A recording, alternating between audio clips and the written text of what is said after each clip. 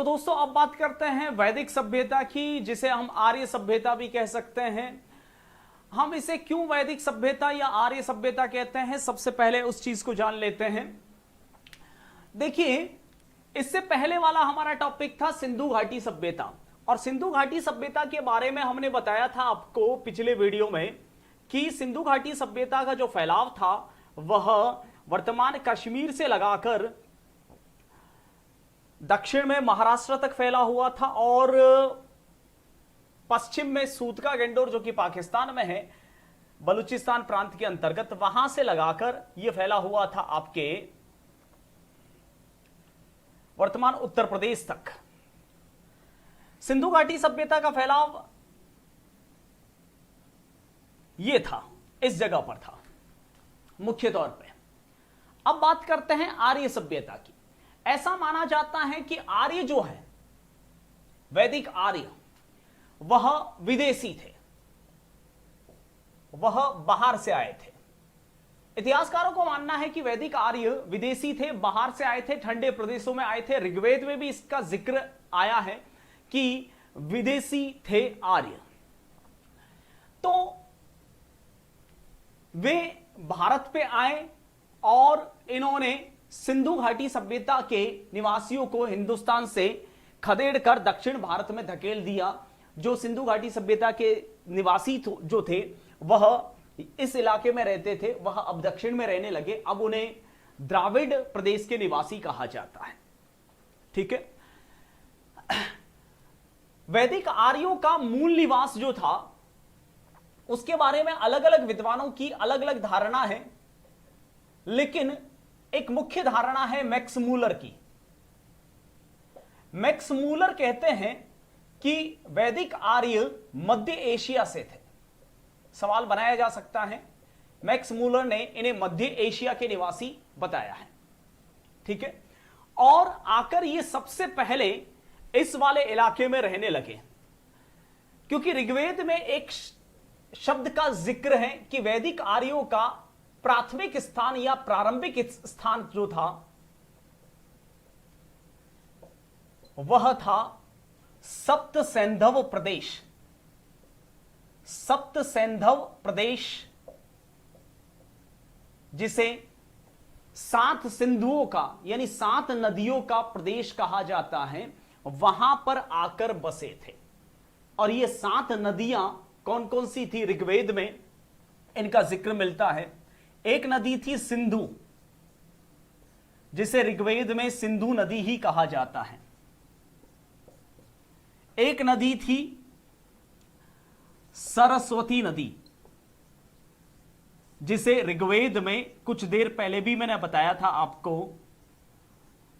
पिछले वीडियो में, द्वस्द्वती कहा जाता है ऋग्वेद में सरस्वती नदी को। एक नदी थी सतलुज, जिसे ऋग्वेद में सतुद्री नदी कहा जाता है। एक नदी थी व्यास, जिसे ऋग्वेद में विपासा कहा जाता है। एक नदी थी रावी, जिसे ऋग्वेद में पुरुषनी कहा गया है। एक थी वितस्ता, जिसे ऋग्वेद में वितस्ता कहा गया है और हिंदी में झेलम कहते हैं। और एक थी चिनाब, जिसे ऋग्वेद में अस्किनी कहा गया है। देखिए दोस्तों, सवाल बनाया जा सकता है और कई बार बनाए भी जा चुके हैं। एक और आपको नदी देंगे, दूसरी और उसका ऋग्वैदिक नाम देंगे, आपको आपस में मिलाना होगा। और मुझे पूरा यकीन है ये नीचे वाले 4 नाम ये अक्सर देते हैं। एक और नदी, दूसरी और ऋग्वैदिक, उसका नाम आपको आपस में मिलाना होगा। यानी यूं समझिए कि वैदिक आर्य भारत आए और भारत आकर सप्त सिंधु प्रदेश यानी 7 सिंधु यानी 7 नदियों के प्रदेश में बसे। और उन 7 नदियों में ये थी पहली, दूसरी, तीसरी, चौथी, 5वीं, 6ठी और 7वीं। ये 7 नदियां थी, यहां पर बसे। तो अगर पूछा जाए कि ऋग्वेद में सबसे ज्यादा किस नदी का जिक्र है, तो आप उत्तर दोगे सिंधु नदी। तो इन 7 नदियों के प्रदेश में आकर वैदिक आर्य सबसे पहले बसे थे, और इन 7 नदियों का नाम आपको एग्जाम में कभी भी पूछा जा सकता है।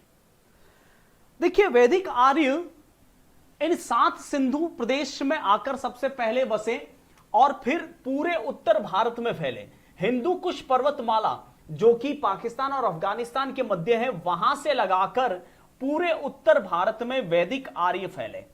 इसे कहते हैं आर्यावर्त। ये वाला जो इलाका है वो आर्यावर्त कहलाता है। इससे पहले सिंधु घाटी सभ्यता के समय भारत का नाम था जम्बू द्वीप। बहुत सारे लोग अक्सर गलती कर देते हैं, कभी कभार छोटे लेवल का कोई आसानी से सवाल पूछ लिया जाता है कि भारत का सबसे प्राचीन नाम क्या है, तो लोग गलती से गलती बता देते हैं और कर देते हैं आर्यावर्त बता देते हैं। आर्य तो बाद में आए, उससे पहले सिंधु घाटी सभ्यता के निवासी हिंदुस्तान में निवास करते थे। उस समय हिंदुस्तान का नाम था जम्बू द्वीप। तो ये जम्बू द्वीप पूरा कहलाता था, ठीक है, लेकिन ये वाला प्रदेश आर्यावर्त कहलाता था। बोलिए, आप मैप को देखिए जरा, इसका थोड़ा सांस्कृतिक और सामाजिक ढांचा भी देखिए। यहां के निवासी, जिसमें पाकिस्तान, अफगानिस्तान, इंडिया और बांग्लादेश के निवासी सम्मिलित हैं, यहां के लोगों का रंग रूप भाषा देखिए, और दक्षिण भारत के निवासियों का देखिए। यहां के लोगों का रंग रूप न तो यहां के लोगों से मैच करता है, न यहां के लोगों से मैच करता है, न ही पूर्वोत्तर राज्यों से मैच करता है, न दक्षिण भारत से मैच करता है। तो यह है आर्यावर्त। गोरे, आर्य शब्द का अर्थ ही होता है श्रेष्ठ। जो गोरे हैं, श्रेष्ठ हैं, वो आर्य हैं, ठीक है। तो यह उत्तर भारत आर्यावर्त कहलाता था। यहां पर आर्य आकर फैले, और आर्यों का जो मुख्य जो ग्रंथ थे उन्हें कहते हैं वेद। इसलिए इसका दूसरा नाम वैदिक सभ्यता भी है, यानी वेदों की सभ्यता अर्थात वैदिक सभ्यता। इस सभ्यता को 2 भागों में विभाजित किया गया है। आर्य सभ्यता को 2 भागों में विभक्त किया गया है, एक पूर्व वैदिक सभ्यता और एक उत्तर वैदिक सभ्यता।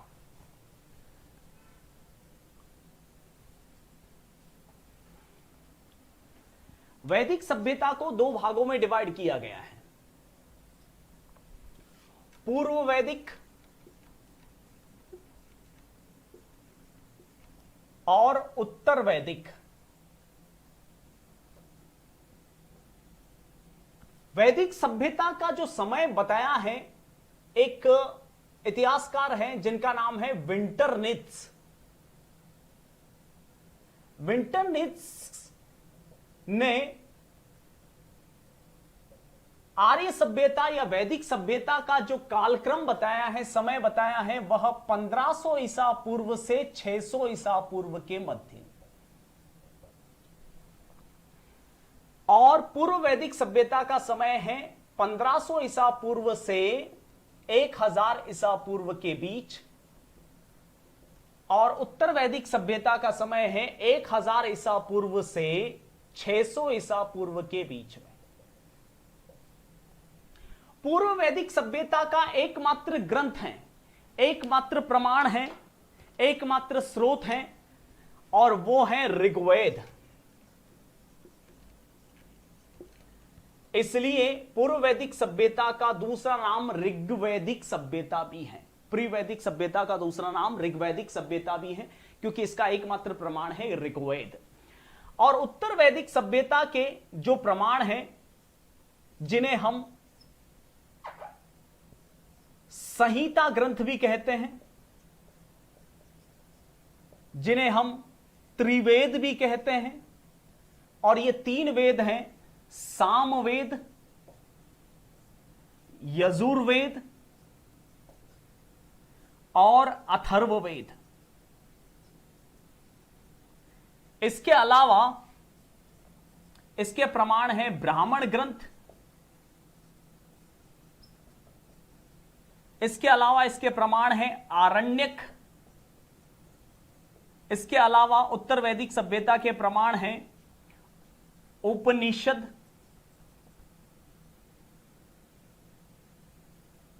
जिन्हें वेदांत भी कहा जाता है। देखिए, 2015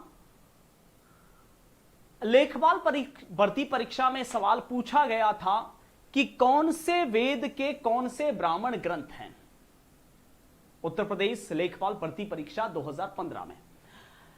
तो ध्यान दीजिए, सामवेद, यजुर्वेद, अथर्ववेद, ब्राह्मण ग्रंथ, आरण्यक, उपनिषद उत्तर वैदिक सभ्यता के प्रमाण हैं और ऋग्वेद एकमात्र जो है वह पूर्व वैदिक सभ्यता का प्रमाण है। ठीक है, देखिए वेद जो है विद धातु से बने हैं, अर्थात जानना। जो ईश्वरीय वाक्य है, पर ब्रह्म के जो वाक्य हैं उसे कहा गया वेद। यानी परमपिता परमेश्वर पर ब्रह्म ने जो ब्रह्म ऋषियों को दिव्य ज्ञान दिया वह वेद कहलाया। ठीक है, और उसी वेदों को ब्राह्मणों ने, ब्रह्म ऋषियों ने लिपिबद्ध किया अर्थात लिखा, उसे ब्राह्मण ग्रंथ कहा गया। यानी वेदों की बातें किसमें समाहित हैं? ब्राह्मण ग्रंथों में है। और आरण्यक शब्द से ही पता चल जाता है, अरण्य यानी जंगल में। जंगल में ब्रह्म ऋषियों द्वारा जो दिया गया शिष्यों को दिव्य ज्ञान था उसे वो कहलाया आरण्यक।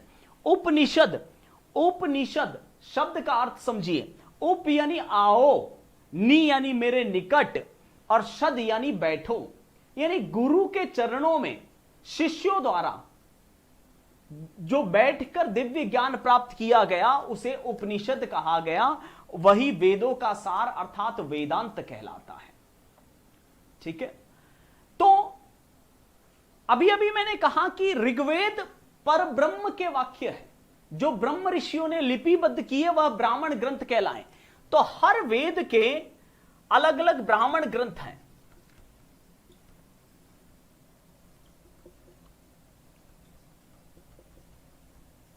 जैसे कि ऋग्वेद का ब्राह्मण ग्रंथ है ऐतरेय ब्राह्मण। उसके बाद में सामवेद का ब्राह्मण ग्रंथ है कौशीतकी ब्राह्मण और तैत्तिरीय ब्राह्मण,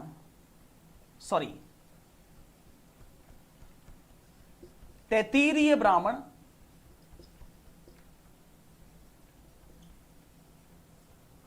यजुर्वेद का ब्राह्मण ग्रंथ है कौशीतकी ब्राह्मण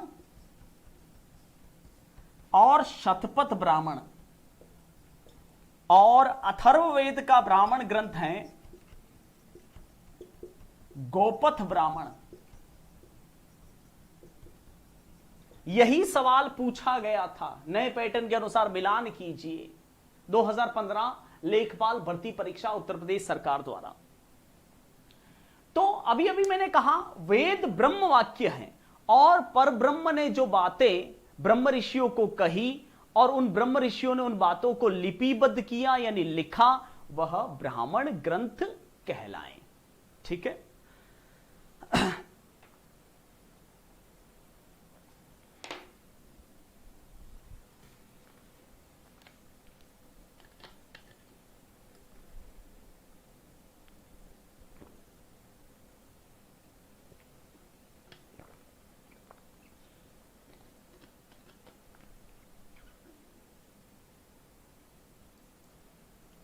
दोस्तों हम अक्सर एक गलती से हमेशा गलती करते हैं, हम पूर्व वैदिक सभ्यता और उत्तर वैदिक सभ्यता को एक मान बैठते हैं, लेकिन ऐसा नहीं है। पूर्व वैदिक सभ्यता और उत्तर वैदिक सभ्यता के अंतर्गत रात दिन का अंतर है। जैसे कि पूर्व वैदिक सभ्यता में मैं आपको एक छोटा सा सवाल पूछूं, अगर मैं आपको कहूं कि वर्ण कितने थे, तो नो डाउट सब कहेंगे 4 वर्ण, ब्राह्मण, क्षत्रिय, वैश्य और शूद्र। नहीं, वर्ण का अर्थ होता है रंग, और रंग 2 ही थे, गोरे और काले। ठीक है, तो इस प्रकार से बहुत कुछ अंतर है पूर्व वैदिक सभ्यता और उत्तर वैदिक सभ्यता में। जैसे कि आपको छोटा सा अगर राजनीतिक अंतर भी बताऊं तो पूर्व वैदिक सभ्यता में राजा को क्या कहा जाता था? राजन। राजन, राजन आइए, पधारिए, विराजिए, आपने सीरियलों में देखा ही होगा। लेकिन उत्तर वैदिक सभ्यता में राजा के लिए सम्राट, विराट, एकराट, महाराजाधिराज जैसे शब्दों का प्रयोग होता था। यानी इससे भी पता चलता है कि पूर्व वैदिक सभ्यता में राजतंत्र जो है वह एक तरह से भले ही राजतंत्र दिखता था लेकिन वो प्रजातंत्र की तरह होता था। आप सोचिए ना, राजा को क्या बोला जाता था? राजन, कितना प्यार से, यानी जनता का वो पालक होता था, प्रजा पालक होता था। लेकिन वही उत्तर वैदिक काल में नाम में भी घमंड, सम्राट, विराट, एकराट। तो कहीं ना कहीं आपको यह पता चल चुका होगा कि उत्तर वैदिक काल में एक निरंकुश राजतंत्र था और पूर्व वैदिक काल में एक तरह से गणतंत्र प्रणाली थी या लोकतंत्र प्रणाली थी। बहुत कुछ फर्क है, सामाजिक जीवन से भी देखें या आर्थिक जीवन से भी देखें या धार्मिक जीवन से भी देखें, तो दोनों ही कालों में रात दिन का अंतर है और इसी से रिलेटेड आपको कभी भी एग्जाम में सवाल पूछा जा सकता है। तो चलिए बने रहिए इस वीडियो के साथ में, मैं आपको बताता हूं कि क्या चीज थी। सबसे पहला यहां का राजनीति देखते हैं।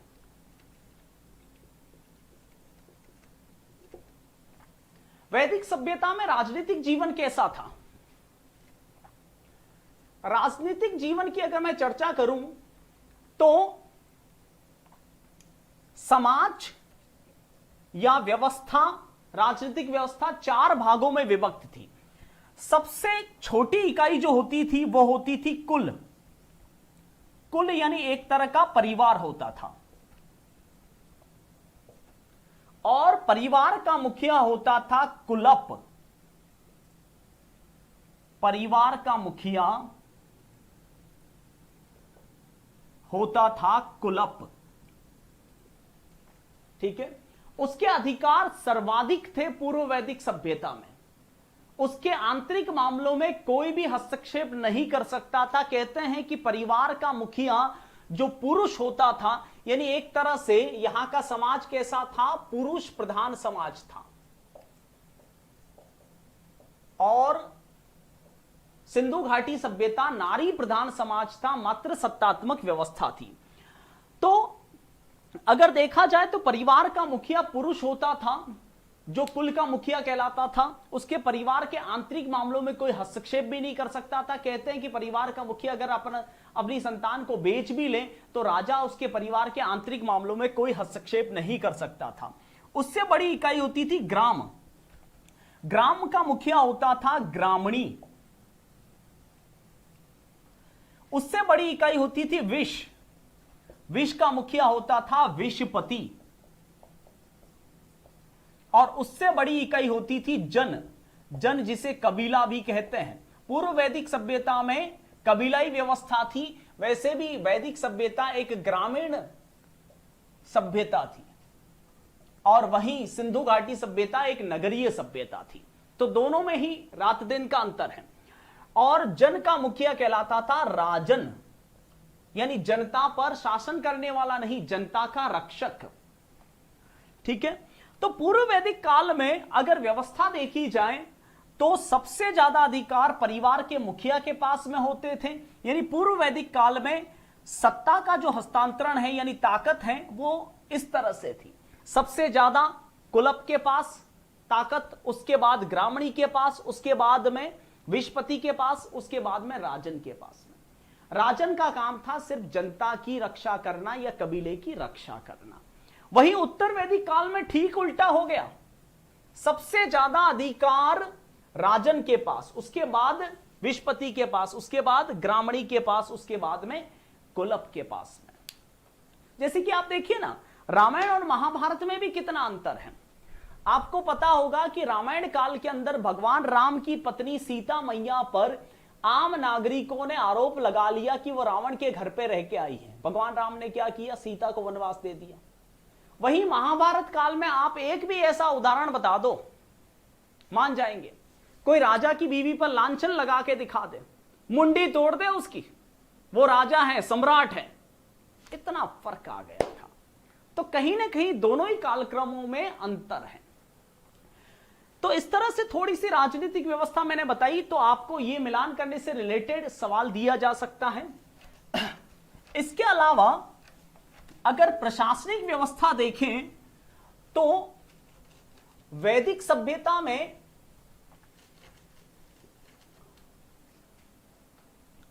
तीन तरह की संस्थाएं काम करती थी और वो 3 तरह की संस्थाएं थी जिनका नाम था सभा, समिति,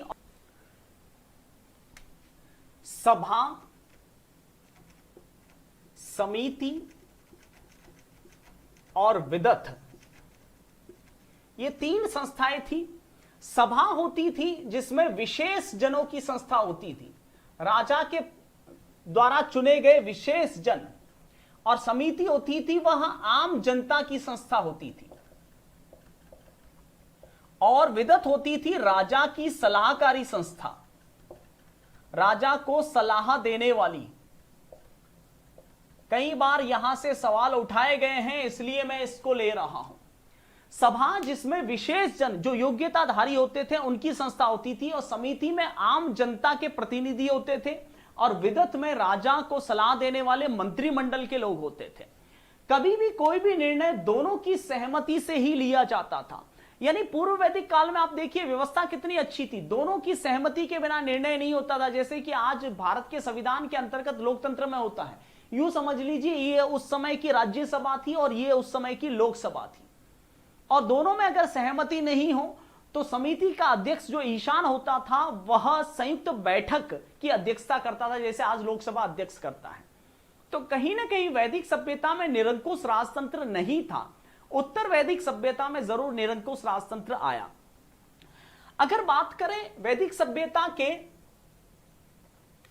समाज को लेकर, तो अभी अभी मैंने कुछ देर पहले बताया था कि यहां का समाज पुरुष प्रधान समाज था, परिवार का मुखिया पुरुष ही होता था, वह अपनी संतान को बेच भी सकता था, उसके अधिकार असीमित थे। इसके अलावा अगर स्त्रियों की बात करूं तो स्त्रियों की स्थिति इतनी भी अच्छी नहीं थी दोनों ही कालों के अंदर, ना तो पूर्व वैदिक काल में अच्छी थी ना उत्तर वैदिक काल में अच्छी थी। पूर्व वैदिक काल में और उत्तर वैदिक काल में स्त्रियों को संपत्ति रखने का अधिकार नहीं था और शिक्षा का अधिकार नहीं था। ये दोनों ही अधिकार नहीं थे। फिर भी आपने सुना होगा कि कुछ विदुषियां भी मिली हैं। अब वो विदुषियां जो पढ़ी लिखी औरतें हैं, जो पूर्व वैदिक काल और उत्तर वैदिक काल में विदुषियां थी, वो कौन हैं? क्योंकि आप देखिए ना, स्त्रियों को संपत्ति और शिक्षा का अधिकार नहीं था। सवाल बन सकता है, ऋग्वैदिक काल में यानी पूर्व वैदिक काल और उत्तर वैदिक दोनों ही कालों में स्त्रियों को संपत्ति और शिक्षा का अधिकार नहीं था। उसके बावजूद भी हम पढ़ते हैं अक्सर विरोधाभास के तौर पर कि वैदिक काल में विदुषियां भी थी। तो वे विदुषियां जो थी वो ब्रह्म ऋषियों की पत्नियां थी, तो वो आश्रम में रहते रहते वैसे ही सीख जाती थी। जैसे कि पूर्व वैदिक काल की अगर मैं विदुषियां की बात करूं तो पूर्व वैदिक काल विदुषियों में अपाला थी, सवाल बनाया जाता है कई बार, घोषा थी, सिस्ता थी, विश्वरा थी, लोपामुद्रा थी। वहीं उत्तर वैदिक काल में विदुषियों की अगर बात करूं तो वह थी गार्गी, मैत्रायणी। कई बार सवाल पूछे जाते हैं, गार्गी पुरस्कार भी दिया जाता है। आप सोचिए कि वैदिक काल में जिस समय स्त्रियों को शिक्षा का अधिकार नहीं था, उसके बावजूद भी पढ़ी लिखी औरतें थी, तो कहीं ना कहीं ये बहुत बड़ी अचीवमेंट्स हैं औरतों के जीवन से जुड़ी हुई। तो आपसे सवाल पूछा जा सकता है। अब बात करते हैं कुछ और मुद्दों की। यहां के वर्ण को देखते हैं। वर्ण व्यवस्था देखिए, अगर मैं वर्ण की बात करूं तो पूर्व वैदिक काल में मैंने जैसा बताया दो ही वर्ण थे, एक गौर वर्ण यानी गोरे और एक श्याम वर्ण यानी काले।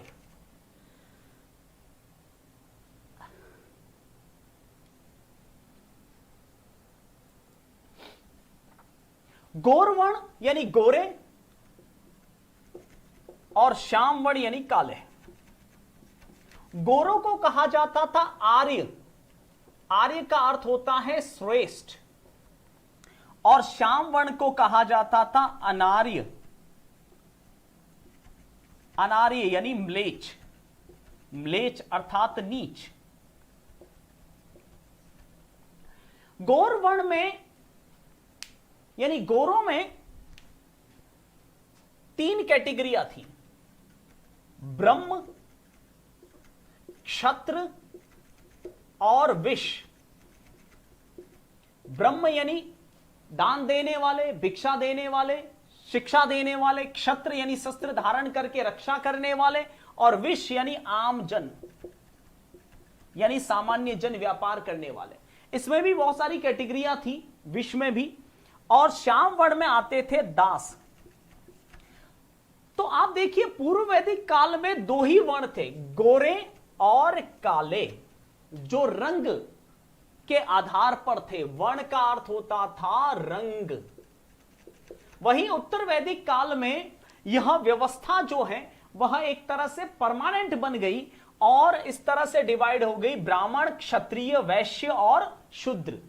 अगर आपसे पूछा जाए कि ऋग्वेद में शूद्र शब्द का इस्तेमाल है तो नहीं है, दास शब्द का उल्लेख है। ठीक है, शूद्र शब्द का इस्तेमाल ऋग्वेद में नहीं हुआ है। यानी अगर देखा जाए तो ऋग्वैदिक सभ्यता में या पूर्व वैदिक सभ्यता में देखा जाए तो वर्ण व्यवस्था का आधार, वर्ण का आधार कर्म था। जैसा काम करेगा उस जैसा वर्ण का माना जाएगा। वहीं उत्तर वैदिक काल में वर्ण व्यवस्था का आधार था जन्म, यानी जिस घर में जन्मा है उस वर्ण का माना जाएगा। ठीक है, तो इस तरह से ये चार वर्ण डिवाइड हुए थे। और इन तीन वर्णों को, स्पेशली इन तीन वर्णों को, ब्रह्म, क्षत्र और विश्व को द्विज कहा जाता था। द्विज अर्थात दोबारा जन्म लेने वाले। ऐसे सवाल अक्सर पूछे जाते हैं, दोबारा जन्म लेने वाले। और द्विज का मूलतः अर्थ होता है जनेऊ धारण करके गुरुकुल जाकर शिक्षा प्राप्त करने वाले। अब जनेऊ धारण करके उपनयन संस्कार के बाद में अगर वो गुरुकुल जाएगा और शिक्षा प्राप्त करेगा तो अच्छे कर्म करेगा, और अच्छे कर्म करेगा तो दोबारा जन्म लेगा। तो सीधी सी बात है, इससे भी पता चलता है कि इन तीनों को ही शिक्षा का अधिकार था, यानी दासों को भी शिक्षा का अधिकार नहीं था। तो दोनों ही कालों में, यानी ऋग्वैदिक और पूर्व वैदिक दोनों ही कालों में शिक्षा का अधिकार न तो दासों को था न स्त्रियों को था। ठीक है, अब बात करते हैं वैदिक सभ्यता से जुड़े हुए कुछ और मुद्दों पर।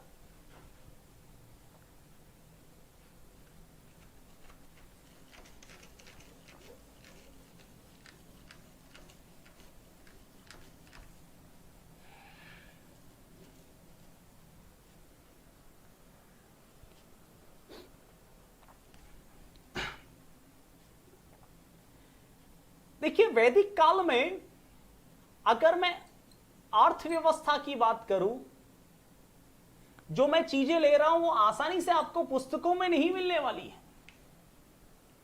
वैदिक काल का अर्थ लोग सीधा सा ये लगा लेते हैं, वही चार आश्रम, धर्म, अर्थ, काम, मोक्ष, 16 संस्कार हर पुस्तकों में मिल जाते हैं, आपको भी याद है। लेकिन एग्जामिनेशन बोर्ड को भी पता है कि आपको सिर्फ यही याद है, इसलिए ऐसे ऐसे शब्दों को उठा के वो पूछते रहते हैं। ठीक है, अगर अर्थव्यवस्था की बात करूं तो यहां पर वैदिक काल में जो अर्थव्यवस्था का जो मुख्य आधार था, यानी विनिमय का जो साधन था, यानी लेन देन का जो साधन था, वह दो प्रकार से था। एक तो वस्तु विनिमय और एक था मौद्रिक विनिमय। कॉमर्स फील्ड वालों के लिए बहुत जरूरी है। वस्तु विनिमय यानी वस्तु के बदले में वस्तु दी जाती थी, यह शुरू से चलता था। जैसे कि किसी को 1 बोरी अनाज चाहिए तो 1 बोरी शक्कर दे दी, वस्तु के बदले वस्तु। ठीक है, तो सबसे पहले वैदिक काल में वस्तु विनिमय का साधन हुआ गाय।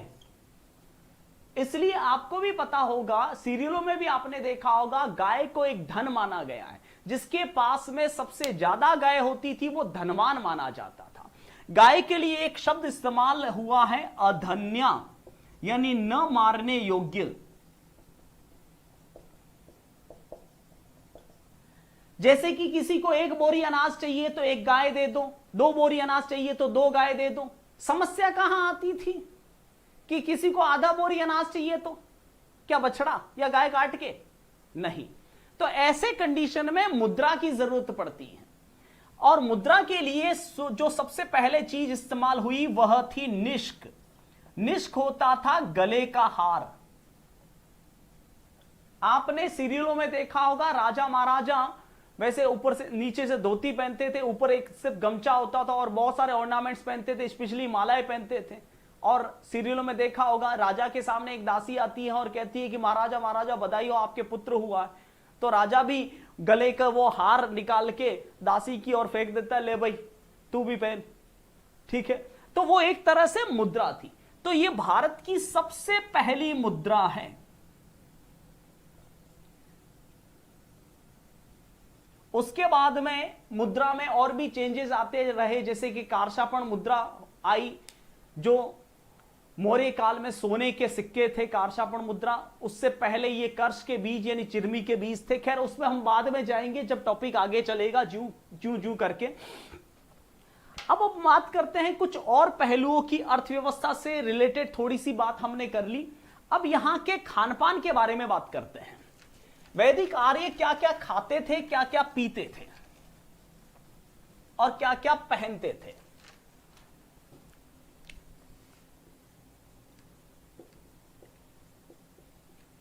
खान पान में ये दोनों तरह के खाते पीते थे। शाकाहार भी था इनका और मांसाहार भी था। ऐसा नहीं है कि वैदिक आर्य मांस नहीं खाते थे, ठीक है।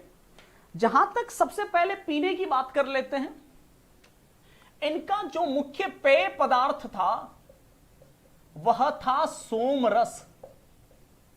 सोम रस ओरिजिनल शराब, अंगूर की शराब,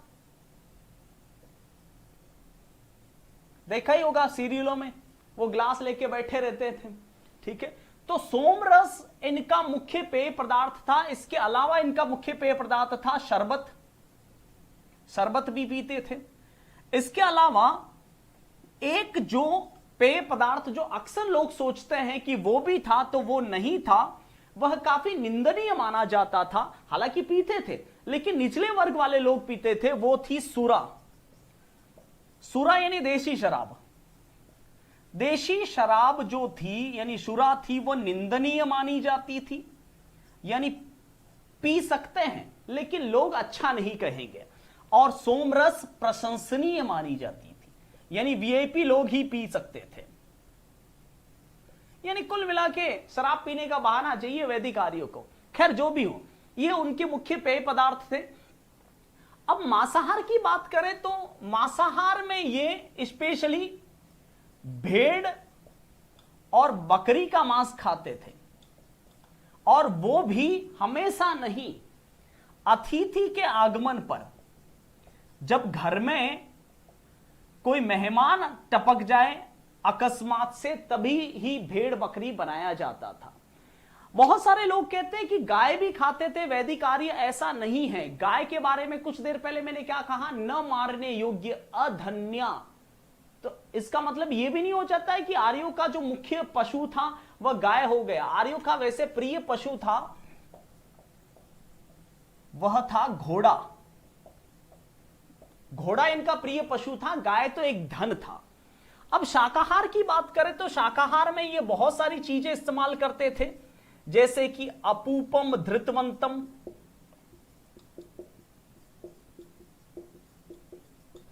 शब्द को समझिए। ऐसे सवाल आपके सामने टिका दिए जाए कि अपूपम धृतवंतम क्या है। देखिए अर्थ नहीं पूछेंगे, सीधा सा पूछेंगे अपूपम धृतवंतम क्या है। तो आपसे यह पूछा जाएगा खान पान या वैदिक मंत्र, क्योंकि शब्द भी ऐसा ही लगता है ना, एक जैसे कि मंत्र हो या वैदिक संगीत, क्योंकि साउंड भी ऐसा ही निकलता है। तो इस तरह से वो फंसाते हैं, सीधा सा सवाल देते हैं। अपूपम धृतवंतम शब्द से ही पता चलता है। अपूपम यानी पकाया हुआ, धृत यानी घी से, वंतम यानी गोल गोल, यानी घी से पकाए हुए गोल गोल क्या होते हैं, मालपुए। इनके फेवरेट थे मालपुए, ये बहुत खाते थे। मीठा बहुत खाते थे वैदिक आर्य, जैसे कि यूपी बिहार में मीठा खाने की बहुत ज्यादा परंपरा है वैसे ही। इसके अलावा यवामू, यवामु होता था एक तरह का यव, यव यानी जौ, और यव का यानी जौ का दलिया। आपको सीधा सीधा अर्थ कभी नहीं पूछेंगे ये लोग, लेकिन आपको इनडायरेक्टली उसका पता होना चाहिए। करंभू, करंभू एक तरह का सूप होता था, सत्तू होता था। इसके अलावा मधु, जिसे आप शहद कहते हैं। हर चीज में दही का इस्तेमाल करते थे, दही के साथ। जैसे यूपी बिहार में काफी दही का ज्यादा इस्तेमाल होता है, वैसे ही नमक का इस्तेमाल नहीं होता था, नमक नहीं खाते थे, ध्यान रखना। तो ये कुछ खान पान से संबंधित चीजें थी वैदिक आर्यों की, जरा इस पे भी ध्यान दीजिएगा, जो पुस्तकों में और गाइड बुकों में तो बिल्कुल ही नहीं मिलने वाली है आपको, लेकिन एग्जामिनेशन बोर्ड को भी पता है कि उन्हें कहां फंसाना है। ठीक है, तो थोड़ा इस पे भी गौर कीजिएगा। देखिए, आश्रम, धर्म, अर्थ, काम, मोक्ष, ये सारी चीजें तो आप जानते ही हो, फिर भी मैं एक बार बता देता हूं आपको। 4 आश्रम थे वैदिक काल में। एक ब्रह्मचर्य आश्रम, दूसरा था गृहस्थ आश्रम, तीसरा था वानप्रस्थ आश्रम, और चौथा था संन्यास आश्रम। ब्रह्मचर्य आश्रम उपनयन संस्कार से वैसे प्रारंभ होता है, लेकिन कुछ पुस्तकों में लिखा हुआ है 0 से 25 वर्ष तक। ठीक है, हालांकि 0 से 25 वर्ष सही बोलना ठीक नहीं है, क्योंकि कोई पोलियो की दवा नहीं पिला रहे हो, आश्रम में बांट रहे हो, बच्चा जन्म लिया और सीधा आश्रम में पहुंच गया, ऐसा संभव नहीं है। तो उपनयन संस्कार की जो उम्र होती है वहां से लगाकर 25 वर्ष तक ब्रह्मचर्य आश्रम होता है, और मेरे विचार में, और 25 से 50 तक गृहस्थ आश्रम, और 50 वर्ष से लगाकर 75 वर्ष तक वानप्रस्थ आश्रम, और 75 से लगाकर पुस्तकों में लिखा हुआ है 100 तक, जो मैं नहीं मानता। 100 से भी ज्यादा इंसान जीता है, 100 से कम भी जीता है, तो मृत्यु पर्यंत तक कहना ठीक रहेगा। भाई ऐसा तो नहीं है कि भाई आदमी 99 में बोल्ड हो गया और फिर कहेंगे तेरे तो आश्रम खत्म, एक आश्रम अभी तक खत्म नहीं हुआ, तू 1 साल और जी, ऐसा तो संभव नहीं है। या कोई 102 साल जी गया तो उसको ये कहेंगे भाई 100 साल कंप्लीट हो गए, तेरा आश्रम खत्म, तू मर, ऐसा तो संभव नहीं है। तो मृत्यु पर्यंत तक कहना थोड़ा ठीक रहता है। यह संन्यास आश्रम बाद में जोड़ा गया था, ध्यान रखना। ऋग्वैदिक काल में प्रारंभ में 3 ही आश्रम थे। अगर आपको पूछा जाए कि आश्रम कितने थे तो आप उत्तर दोगे 4। अगर आपसे पूछा जाए कि वैदिक काल में कितने आश्रम थे तो आपका उत्तर होगा 3। यहां पर भी गड़बड़ हो सकती है, ठीक है। इसके अलावा आपके 4 पुरुषार्थ माने गए हैं, नाम सुने होंगे, धर्म, अर्थ, काम और मोक्ष।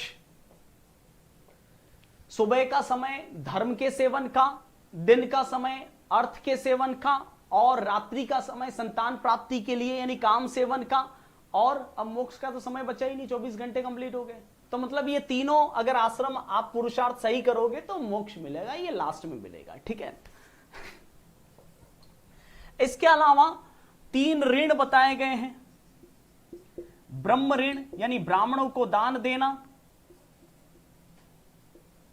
दूसरा देव ऋण यानी देवताओं को स्तुति करना, और पितृ ऋण यानी संतान प्राप्ति करना, तभी आप मोक्ष प्राप्त करने के अधिकारी होंगे, ठीक है।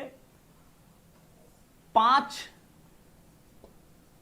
महायज्ञ बताए गए हैं जो हर किसी को, सभी वर्णों को करने चाहिए, जिसमें सबसे पहला है ब्रह्म यज्ञ यानी ब्राह्मणों को दान देना, दूसरा है देव यज्ञ यानी देवताओं की स्तुति करना, तीसरा है पितृ यज्ञ यानी पितरों के पीछे श्राद्ध करना, और चौथा है नृ यज्ञ यानी घर में आए अतिथि को भोजन करवाना, और 5वां है भूत या बलि यज्ञ। भूतों की बलि नहीं देनी है, यहां पर जो चींटियां हैं, कीड़े मकोड़े हैं, गाय हैं, कुत्ता है, उनको रोटी देना, खाना देना, उनको दाने देना, यह यज्ञ बताए गए। ये यज्ञ जो करता है वह इहलोक छोड़ के परलोक जाने का अधिकारी होता है, ऐसा वैदिक सभ्यता में बताया गया है। तो मैंने पूरी बारीकी के साथ में जो सब पढ़ते हैं उन चीजों को तो थोड़ा सा मैंने शॉर्टकट में निपटाया है, क्योंकि ये सबको पता है, यहां से कोई सवाल विशेष आने वाला नहीं है, और अगर आ भी गया तो आपको पता है ऑलरेडी, और नहीं पता तो आसानी से पुस्तकों में भी मिल जाता है। इसलिए एग्जामिनेशन बोर्ड यहां से पूछने वाला नहीं है, और पूछ भी लिया गया तो आप आराम से कर लोगे। लेकिन जो सबसे ज्यादा समस्याग्रस्त होता है वो टॉपिक मैंने काफी बारीकी से लिया है। फिलहाल वैदिक सभ्यता को मैं यहीं पर विराम देता हूं। अगले हमारे वीडियो में हमारा टॉपिक जो होगा वो उससे रिलेटेड मैं आपको जानकारी नेक्स्ट टॉपिक में दूंगा। तो फिलहाल के लिए आपसे विदा लेते हैं, बने रहिए मेरे साथ। Thank you, bye.